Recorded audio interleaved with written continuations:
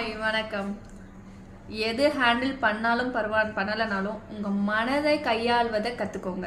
அந்த மனம் கையாள கற்றுக்கிட்டா மட்டும்தான் நீங்கள் என்ன ப்ராப்ளம்ஸ் வந்தாலும் ஈஸியாக ஹேண்டில் பண்ண முடியும். ஓகேங்களா?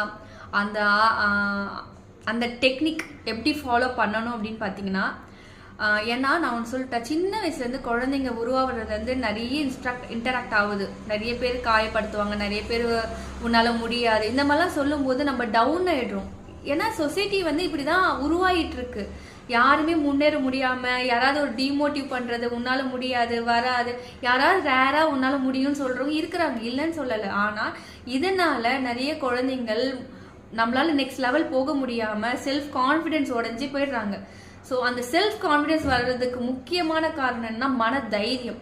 ஸோ மன தைரியத்தை தயவு செஞ்சு உருவாக்குங்க, நம்பிக்கையை கொடுங்க. குழந்தைங்கிட்ட பேசும்போது ஒவ்வொரு வார்த்தைகளும் சரி, உன்னால் முடியும், யூ கேன் அப்படின்னு சொல்லுங்க. நீ ஒரு வேஸ்ட்டு, நீ சொல்ல வந்தாலே எனக்கு பிடிக்க மாட்டேங்குது, அவாய்ட் பண்ணாதீங்க.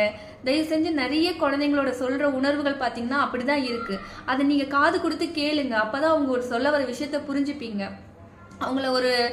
உங்களை பார்த்து தான் வளர்றாங்க. ஸோ நீங்கள் ரோல் மாடலாக இருங்க அவங்களுக்கு. ஓகேங்களா? Thank you so much. பாய்.